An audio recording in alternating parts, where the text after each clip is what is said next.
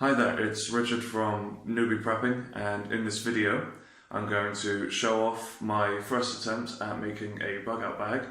Then I'm going to bring Mark in and show him what I've got, and he's going to go through and tell me everything that I've done wrong with it, which I'm sure there is quite a few things wrong, because I'm a newbie, just like everyone else watching this channel, probably, hopefully.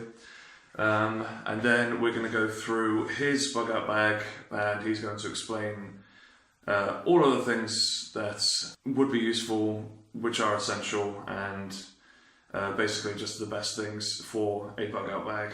So here's my bug out bag. So this is it. I've got it in a chair in the middle of the room because it's directly under a light so that you can see it properly. As you can see straight from the outset, I've got what I consider to be most important for something if you're going to be bugging out: a first aid kit. I've got a little pouch here with binoculars in, if you can see in there. It's also got a little compass on there as well, which I think is quite important. Another important thing which I think is important is a nice little axe on the side here, which I've got clipped. I quite like this axe because it came scratched in some runes there, because it came with this thing here, which you can easily hook a D-ring through to carry it. So as you can see, it doesn't fall off. I thought it was quite handy, and there's no chance of it rotating around and poking into the person wearing it, so I thought that was pretty good. Also, I've got this little spoon thing hanging on the outside. That's more for my aesthetic pleasure, to be honest, because I thought it looked quite cool, but honestly in a bug out situation I would probably put it inside, because I wouldn't want a utensil to be like an eating utensil to be on the outside of a bag. But there we go. Let's have a look inside. Just unclip this. I'm just going to take the med kit off for ease of showing it off. Alright, so here we go.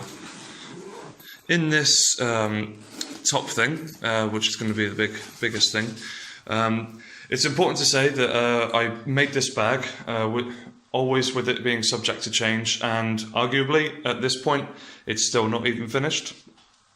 But I figured I would record this video now so that I could have Mark come in and say where I've gone wrong.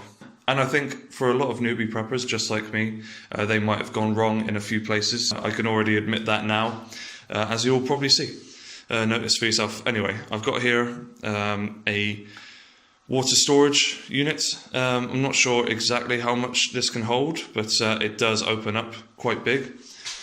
So it does hold quite a lot of water. So inside here, as you can see, I've got some canned foods, and I've got this sealed tub of 2 litres of rice. I was planning on maybe putting the water thing into a different bag and getting more plastic tubs holding more pasta or spaghetti or rice or something. But yeah, this is essentially the food section of the bag, and let's move on to the next section.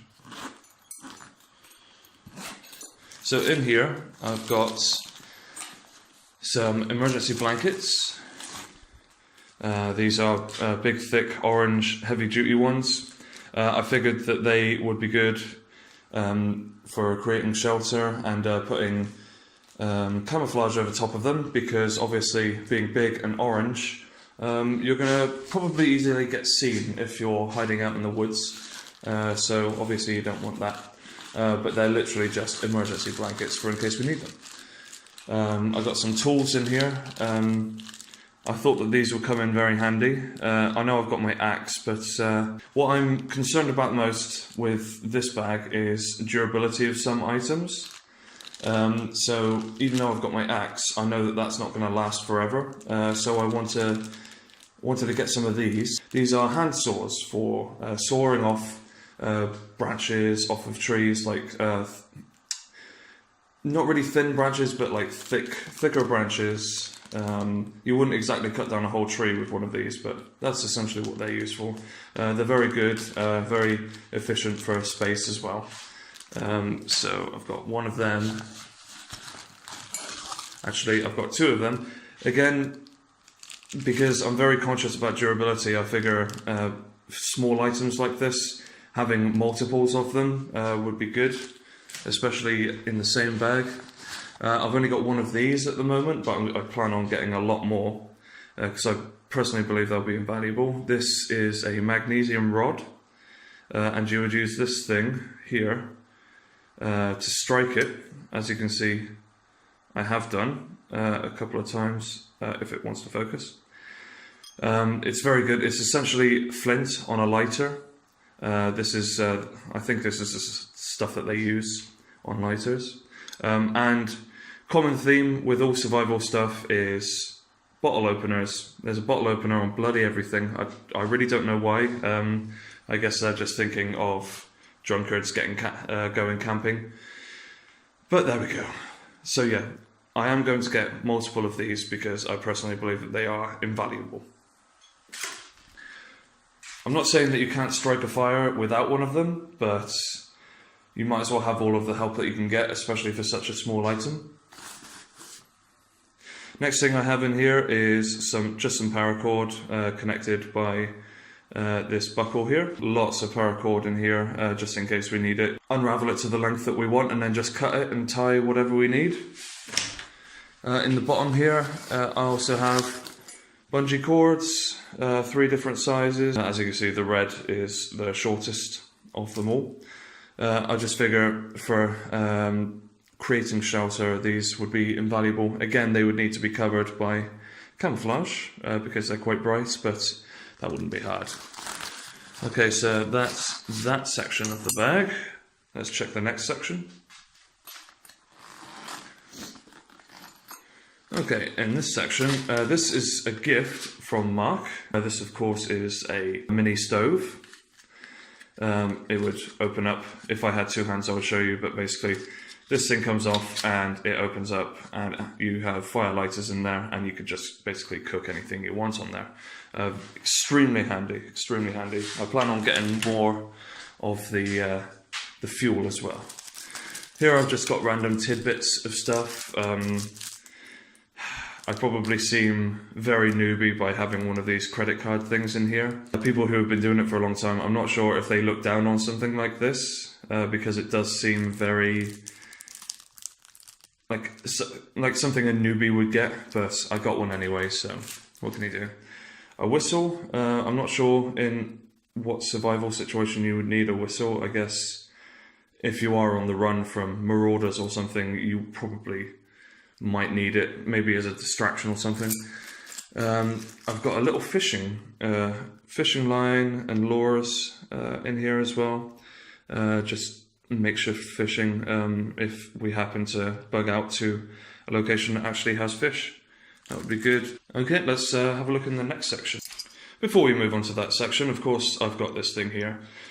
Just a nice little tool. Again, bottle opener attached to it, screwdrivers and all that. I really only wanted it for the fork part, and the spoon. So in this last section here, we've just got a few protective things. I wanted to get a few more of these, just packed up poncho, just, you know, something very simple just to keep you from getting wet, of course, duh. And an emergency rescue blanket as well.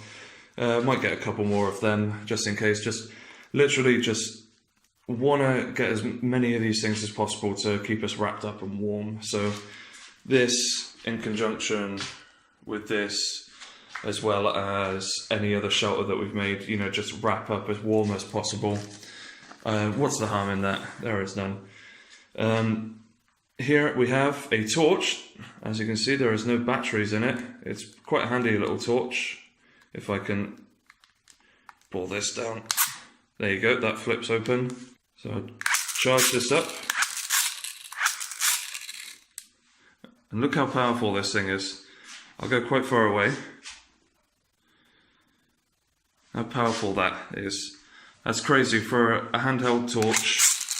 There's 3 LEDs. You probably won't be able to see it while it's turned on. 3 LEDs in there, and they're super bright.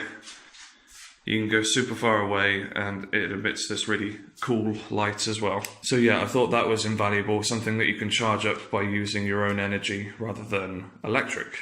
That's the sort of thing that I want to go for in my survival bag. There are a couple of things that I've bought that I haven't been able to put onto the bag yet because I've bought clips for them to clip onto. This is one of them.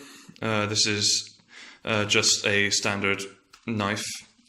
Well, it's not a standard knife, as you'll see. Here we go. So it's very sharp, got this serrated edge here. When I showed it to Mark, he said, "Oh, you got a throwing knife." That's not what I originally intended it for, although it is very small, so you would think that it is a throwing knife. But no, this would be if I needed to skin an animal or anything like that. I guess I could learn how to throw it, and I can use it as a way to kill the animal in the first place. I don't know, it feels like it would be good for throwing because it is very light, but yeah, that's literally the intention just for this knife, was just for skinning and preparing any food. And the last thing that I got for the bug out bag is one of these. Some people may already recognize it. I'm going to open it up and set it all up now. Okay, so here we have a mini shovel. As you can see, it's telescopic. It's basically two sections, and you just wind it together like this. I'm trying to do it with one hand now. Again, this thing's really good. It's got a compass on the bottom and the ever important bottle opener on the side there. And basically this has got two sections to it, a shovel and a pickaxe.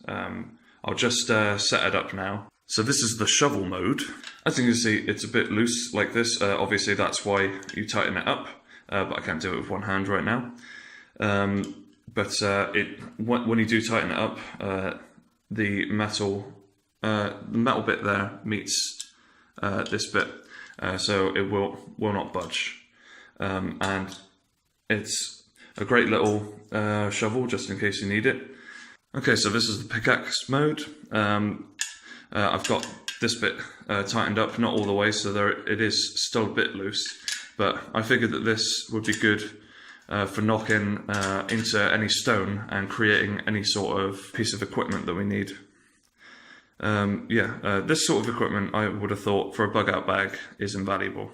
And the same could be said for the entire contents of the bag. See, the way I look at it, a bug out bag, if you're going to be bugging out somewhere, you don't know how long you're going to be away, so naturally you're going to want all of your equipment on you. I'm not sure if that's the correct way to think about this particular variety of bag. I'm not sure if there's any other types of bags, but let's go through that with Mark.